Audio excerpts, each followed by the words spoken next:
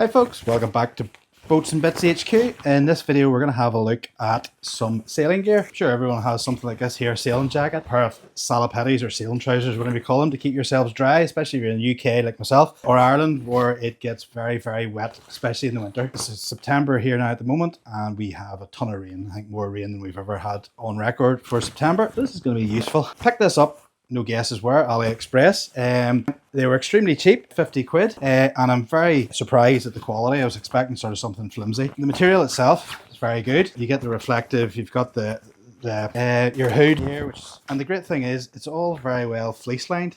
And especially coming into the winter, that is going to be roasty toasty. So it's actually nice and comfortable. And I actually have had it out and it's probably the opposite problem. You're just bloody roasted all the time. So hopefully with the cooler weather now, it'll be a bit more comfortable. So everything looks good. So all the stitching looks good. You can see that it's all very professional looking. It's all well stuck together. The Velcro's all spot on. The only downside, that's not on the jacket, it's more the trousers. The fleecing does have a tendency to come out the bottom, but on initial look everything looks good, so there's no point in going to test it here, so we need to get it out in the water. So what I'll do is I shall pop over to the boat and show some footage of me getting wet.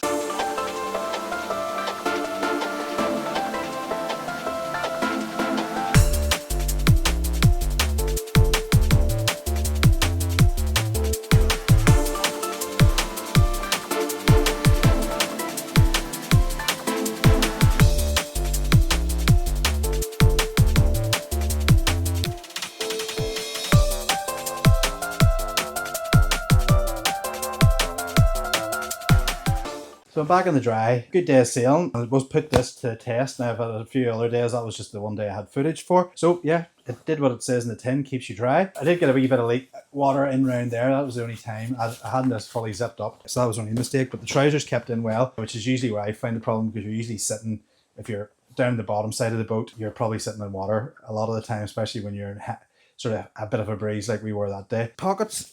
Yep, there's pockets here. One handy one for your phone or something like that there. Two here. And then sort of two down here, and then there's one set in the trousers. They've got reflection, and obviously you've got the hood, which is bright yellow, so if you fall in, somebody's going to see you.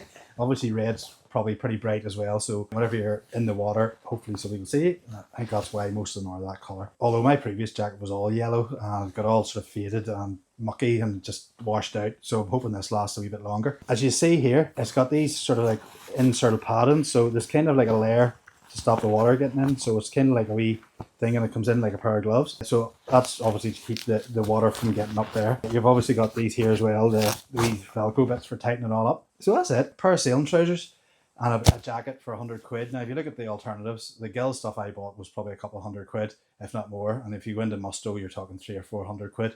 No doubt probably better quality, but if you're only sailing at the weekends and looking something cheap and cheerful, I think this is great value. I'll stick a link down below. And if you'd like to add some comments, or if you've bought something like this here, or you think I'm mad, certainly stick a comment down below. Well, thanks for watching, folks. If you would like to subscribe, if you're interested in this sort of thing, it would be greatly appreciated. And I shall hopefully see you all again soon. Cheers. Thanks.